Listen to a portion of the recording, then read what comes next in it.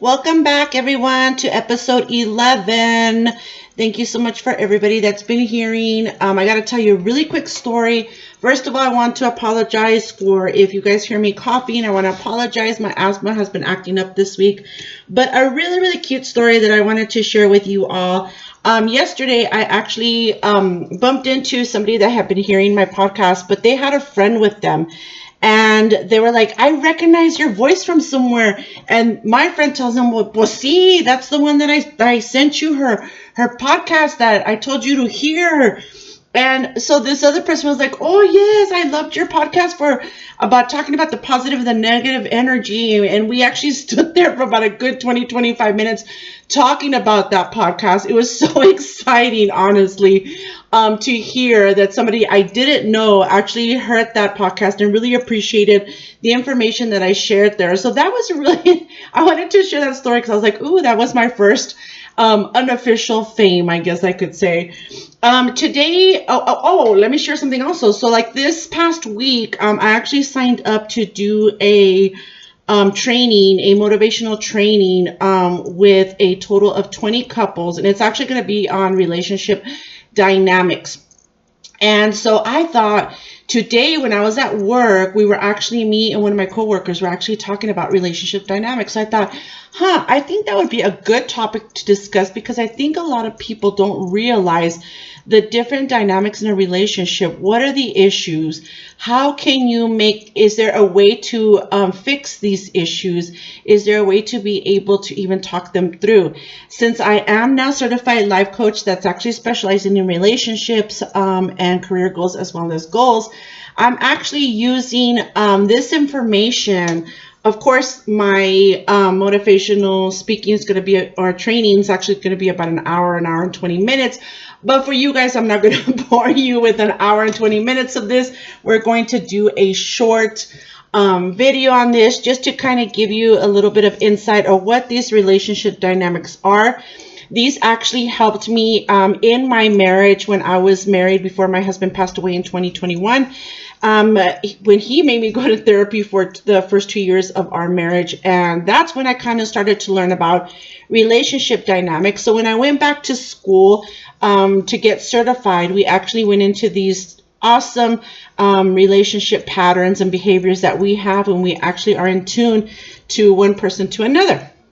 So let's go ahead and dive in.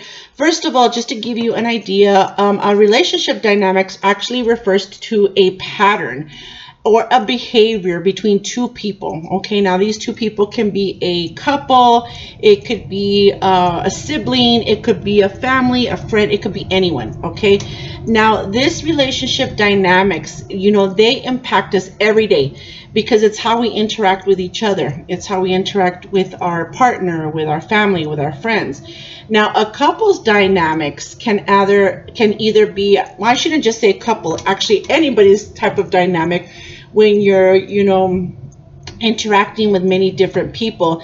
It could either be strong and healthy, but there are also other dynamics that unfortunately can be very harmful to one or both of the parties. But it's actually determined of how you're actually going to handle conflict with each other. And that's the behavior that we're going to talk about today. Now, understanding, this relationship dynamics, when I do relationship coaching, I'm pretty much straight up and tell them, you know what, we can discuss this, we can coach on this, and we can give you some tactics that are going to help you to repair these issues. But at the end of the day, you two are going to determine if your relationship is really worth saving or not, because it has to be the two that have to work on this together in order for this dynamics to really become strong and healthy. Can it be done? Yes, of course it can be done. I have seen it done when two people actually work at it. Now, we were talking about these patterns, we're going to talk about the meanings of this relational dynamics. We were talking about these patterns of behaviors between these two people and how, I'm sorry about that, and how they interact and communicate and relate to each other. Now, we all know and we have common sense that the healthy relationship actually has, trust, communication, compassion, equality. And we all know that we've all seen those unhealthy dynamic relationships that can actually lead to anger, resentment, a lot of emotional distance that I've seen. And once again, it could be between families, significant other, or even friends. Now, a lot of the times this relationship, we actually notice it when we start to hang out with people or family members or friends. We actually start noticing other people's repeated patterns, and they're kind of predictable with their outcomes. We've seen those couples that they get into the same argument over and over again, and it's the same deep emotion that they're feeling repeatedly over and over again. And a lot of the times, the reason why they're doing this is because they're actually feeling out of control. When we start to see that our partner's behavior, our brain, when we start seeing this behavior that we're feeling out of control, our brain literally goes into a this is scary mode. It just goes automatic to that moment, and it tries to figure out what the issue is all really, really too quickly, instead of like taking it slow and thinking about it. Now, this is when couples start to make these common mistakes. They start yelling, they start arguing, instead of talking things through with calmness. Calmness, you start to actually feel the connection again. So, this is what we call a healthy communication. Now, unfortunately, a lot of us that when we were young, we didn't have really a healthy communication model. Sorry, mom and dad, I didn't have that, but that's okay. You learn later on in life how to communicate a little better, I think. Just joking. Anyway, so we actually didn't have those type of relationships that actually can help us to build this communication model. I know back in the day, what I saw a lot was a lot of power struggle and a lot of proving of who was right and who was wrong. And that's what I would see a lot, and not just like where I grew up, but mostly like in different relationships that I've seen. Now, I'm not going to go over all of the relationship dynamics. I'm only going to pick three. And those are the dynamics that are in demand that I've seen a lot, which is withdrawal. You have your distancer, and you have your pursuer, and then you have your fear and shame. And these type of dynamics can actually cause both partners to feel like their needs, their wants are not really being cared for. And if they're not improved, this is where we start seeing relationships where they start to cause hurt between the partners. And it's often, related to attachment styles, which I love. And we've talked a little bit about attachment styles in some of the episodes before. We'll go into attachment styles later on. But it's so important because as a couple, you need to make sure that you're aware and that you gain that clarity, because once you gain that clarity and that knowledge of knowing of what's going on in the relationship, that begins to empower both of you, and that helps you both work well together in this relationship. It also helps you, to start to foster that healthy communication, and what I love is that it actually starts to help you resolve conflict. It shows you how to use conflict resolution, not just in your own relationships, but anywhere, whether you're at work, whether you're with friends. You start to have a different type of thinking pattern, which works. Now, many of us, there's different types that we was talking about, and many of us, we're all very, very unique. Thank goodness that none of us are the same. We're very all unique. But a lot of the times it's very challenging because of the fact that we're all so different, but it is doable. We have many couples that argue a lot, or the ones that I saw when I was getting my certification is I saw a lot of arguments over, relationship intimacy in the relationship. A lot of the arguments had to do with money. A lot of them had to do also with differences in their parenting skills and their parenting approaches. And those were the main ones that I saw that there was a lot of arguments about, or a lot of difficult dynamics that were going on there. Now, the first one that we're going to discuss is demand and withdraw. Now, this dynamic, this demand and withdraw, I see a lot when one person feels that their needs, and what I saw a lot of the times is everybody thinks of the woman, that she needs her need, that her needs are not being met, and that her partner's ignoring those needs and requests. But believe it or not, I started to see a lot of males feeling this. Males feeling that their needs are not being met because they feel that the woman is just ignoring their requests. So it goes both ways. The demander can feel like they're always asking for something, where the withdrawal person just starts to avoid them, like consciously and unconsciously just starts to ignore them. They start, avoiding each other, which is very, very unhealthy, because then that pattern starts to make that emotional frustration start to happen, where the communication starts breaking down, and then that's where the fights start. Now, there's a way to improve this dynamic, okay? But once again, you got to work at it. You got to make sure that each of your partner's needs are clearly stated and agreed upon. What this means is, we'll go into the I statement in a minute. Both parties, or both people, and I'm talking about in a couple state right now, both people need to feel that they are safe with their significant other, that they're in a trusted place, that they're able to share these needs without judgment. Okay, but each partner needs to do this. They need to commit to working to this. Is it easy in the beginning? Of course not. What really is easy in the beginning? Nothing.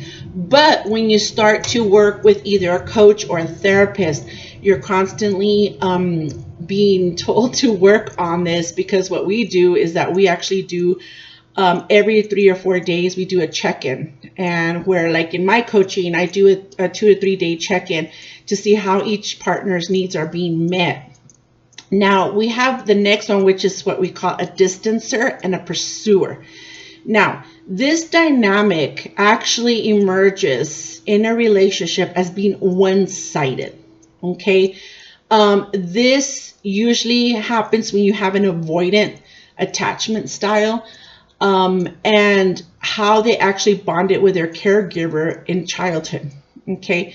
And a lot of the times, these avoidance or these type of dynamics, they do not know and will not be emotionally supported, okay? Where you have one partner that needs the supportiveness and validation, and then you have that other partner that's just not giving it to you because of either fear, rejection, abandonment, or isolation. Now, you can improve that dynamic, but you need to really start focusing. This is the one that you need to start focusing first on yourself, okay? Because what happens is that if we are the one that needs that emotional support and validation, sometimes you're not going to get that from your partner. So you're going to have to learn how to heal that younger self in you, to tell that younger self that you are worthy of love. You need to embrace yourself. You need to start focusing on your own happiness, instead of seeking that out from your partner. I had to learn that in my first marriage, where I was constantly seeking this validation, and I wasn't getting this validation. And it actually started when I was young, seeking this validation. And as I grew up, it was still inside of me. So I had to literally learn how to do this. Now, picking my partners, I make sure that I pick a partner that's going to have the same love language that I have. So if they're very loving and they love to show their love, that's going to be someone that's my type of love language, because we have all different types. Believe it or not, I do recommend that if you are a couple having problems and you do want to work it out, there is many love language tests that are for free, that you would really be shocked to see how your partner might need affirmation and you might just need validation, or some might be touchy, some might know. It's really interesting to take. The last one is that I'm going to be talking about is fear and shame. Okay, this fear and shame is when you have a partner that's very fearful or very anxious, and once again, that anxious attachment style, when they're receiving love or they're sharing their emotions. You have this power imbalancement that actually happens with your partner. Especially when your partner feels hurt or shamed, it starts to cause this emotional outburst and anger when they're feeling this. And this is interesting enough that I was talking to you how it actually links back to this unresolved childhood trauma that all of us have, okay? You can't tell me you never had trauma, because all of us have had it. And it's actually during these years when we're younger that we start to pick up on this fear and shame, and we're not really releasing it correctly towards our significant other. Now, how do we identify or improve this? We have to be straight up real with ourselves, okay? We have to identify these triggers that actually make us feel fear and shame, okay? Especially when you're in an argument, you need to start sharing those emotions without judgment. You need to embrace that person's needs and realize that they do have a past, okay? It's not just about you, it's about how they're feeling. And that's what makes relationships work, is when two people want to work at it to make sure that they're calming each other's fears and they're calming each other's anxieties. So, all of this actually helps us to improve, our couple dynamics, because all of us do want to be, we do want to feel that we're being seen. We do want to feel that we're being heard. We do want to feel that you understand what our needs and our wants are. And making sure that you're treating, if you treat a friend good and with kindness, then you should be treating your significant other with kindness as well. I see so many sad relationships where they will treat friends like just super great, treating them with respect, with kindness, with gratitude, the whole works. And then when they come home, I see how they act with each other. No, you should be treating each other much better than you're treating a friend. We need to also make sure that we are communicating these needs and these feelings, because remember, guys, I really hate when one or the other thinks that you can mind read. That doesn't exist. You cannot, there's no mind readers, okay? So you need to make sure that you're able to express these feelings and these needs and communicate this. That's where I was talking about the I statements. I statements work well because that way you can state I feel, I need, instead of saying you always state I. That usually makes you feel more like they're not being attacked. And last but not least, why is it important to change these dynamics? Guys, you want to be happy, it's up to you. You don't want to be in a negative relationship that's constantly causing hurt, harm, or discord with your partner. I mean, that just leads to emotional and physical disconnect. It makes you feel sick. It's just an ugly feeling. And just understanding, this dynamic and working to communicate, it's just going to make you happier.